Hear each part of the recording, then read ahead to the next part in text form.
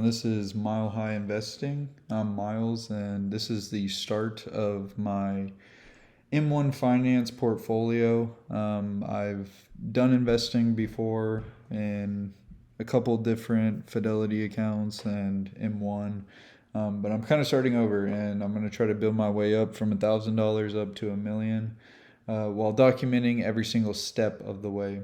Ultimately, the goal of this is to outperform the S&P 500 year over year and compound my value in a long-term savings account or stock portfolio while also doing my retirement stuff on the side.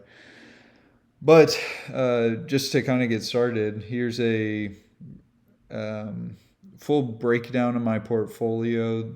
Currently, year to date, I'm up 28.23%. I probably started with this portfolio around here. All of this was just $16 buys from week over week, and then sold it and started investing about on July 30th, and since then been working my way up. But I'm outperforming the S&P 500, which for this year is around 17% growth. My portfolio itself, under a long-term portfolio, is broken up by 4 different slices of my total pie: the growth, dividend, international, and Apple.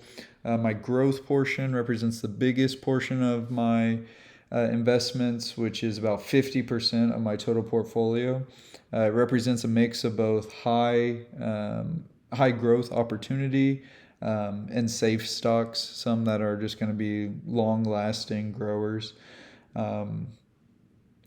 And some of these stocks will be held real long term, and then others will potentially be 2 to 3 year holds or 1 to 2 year holds with short term gains. Nothing should be held under a year. If so, there's probably something fundamentally wrong with the company. But the second portion of my stock portfolio is dividend stocks.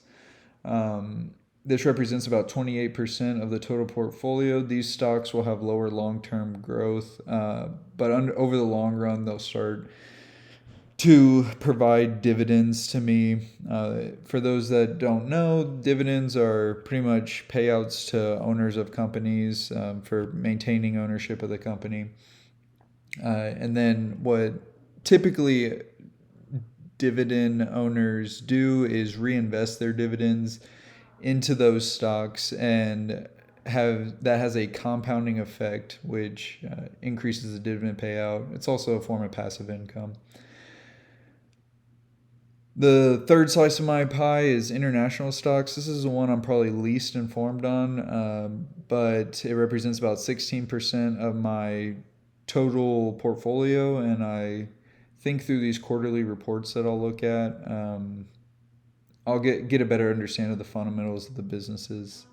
And then the last 6% is my Apple stock. That one's pretty self-explanatory. That's odd. Let's try that again.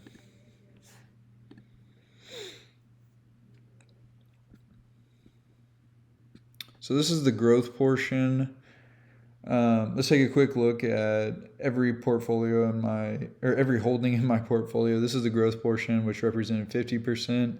My biggest holding is Amazon. I have VOOG, Vanguard's Growth ETF fund, at 12%. Ulta, Tesla. Yeah, I mean, you could look through these while I talk, but the stocks that I'm most excited about, which I think are the most undervalued, will probably be Ulta, Amazon, Meta, Booking, Netflix, and Lulu. Later on in this video, I'll talk about one of these stocks and why I'm choosing to buy now. Next is our dividend stocks. My highest holdings are JPM, Vici, and ExxonMobil. Each of these will provide strong dividends back into my portfolio, and I actually want to show you guys some of the impacts that are estimated from these portfolios. So if I go to holdings and go to dividend income, This was represented over the last 12 months, and this is what I'm expecting over the next 12 months. It's almost a double in dividends. That's because I started investing more into dividend stocks.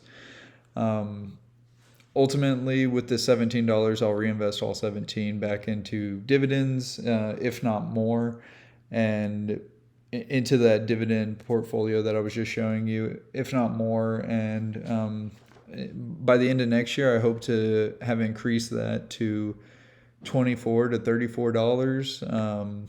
And then hopefully I could get it to where it's monthly, like $8 to $9. I can show you guys 2023. Very, very limited. Haven't done a lot of dividend investing. So now if we take a look at the international stocks, again, these stocks are very new to me in a learning aspect. I don't know a lot about their fundamentals of their business, which I've gotten one company, Alibaba, which I've gotten to read their quarterly report and started to understand their fundamentals a little bit better. So when it comes to stock investing, for me personally, I believe that there's two key aspects to stock investing. First one is analytics, or analyzing the financial performance of a company, and the second is understanding the business model and how it works and how it'll be utilized in the future. I think it is a differentiator from good investors to great. A lot of people can copy just understanding PE ratios, understanding debt ratios, and you could learn a lot about a company through that. But if you can't see the vision of the company for the way it is, or how they interact, it's going to be difficult and challenging to choose the right stocks that you're interested in. But we'll take a look at Alibaba a little later. These are the rest of my holdings. One that's been doing really well recently is Ferrari. And then my last one is Apple. So I want to kind of just jump straight into Alibaba stock, the one that I was talking about earlier. I've been buying into it fairly significantly. I have a average cost of it at $78 per share.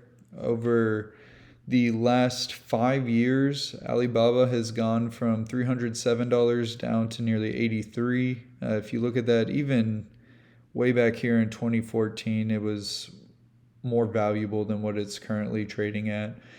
So as an investor, you see that value is very, very, very low. PE wise, it's trading around 21, which is a good price.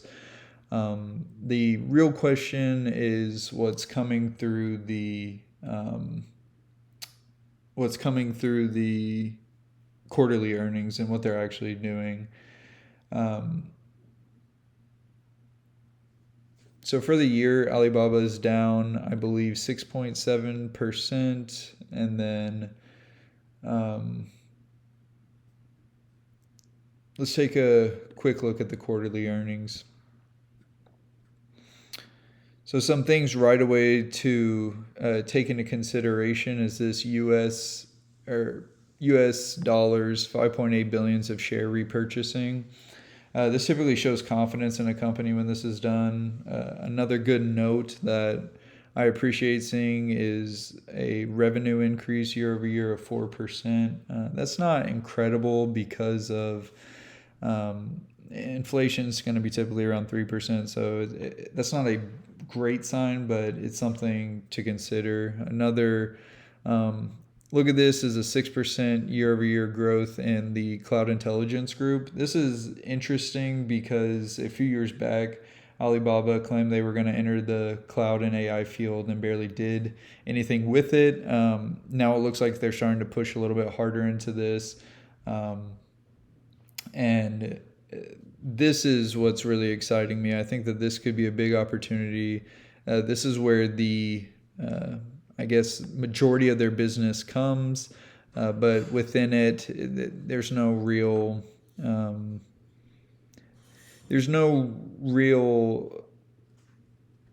data in here that's showing that there's anything great going on. I think the biggest, I guess, win is that VIP members are growing to double digits, which is good for them, but it's nothing too significant.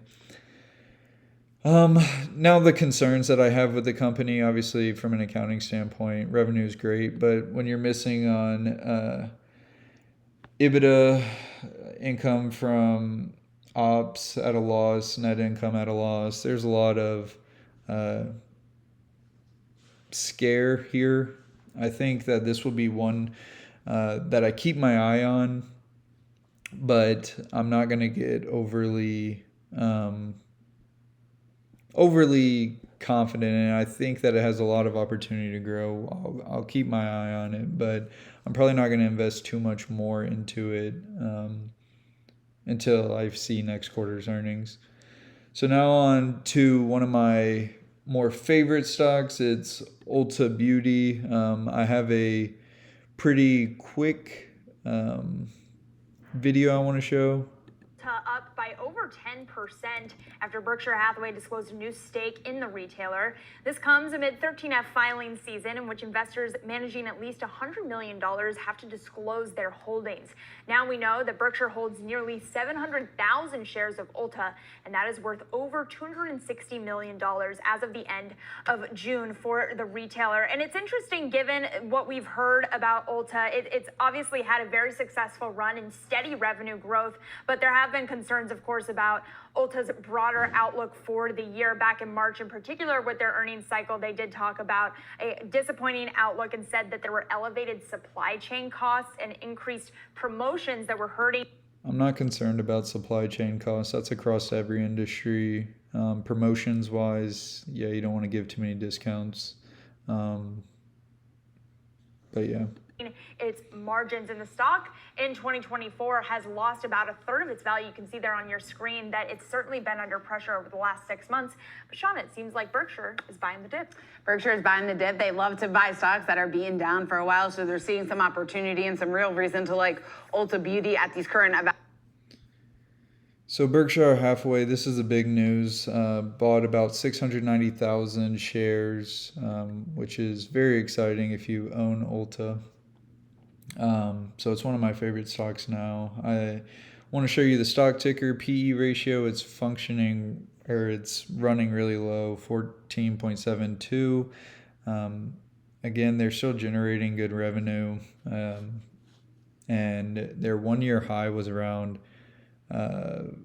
almost $600, and it's at 377 USD now. So really excited about this stock. I'm excited for their earning reports to come out and see where they're moving towards.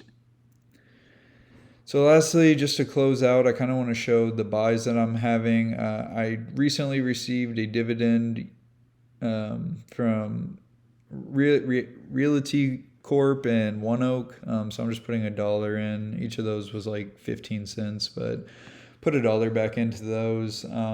Ulta, as we discussed, repurchasing. Amazon, which I think has significant future earnings, I'm excited about and willing to buy. Disney, I think, is at a very low stock evaluation currently. It's gone down a lot recently. Its PE ratio is 34.25. I think that that's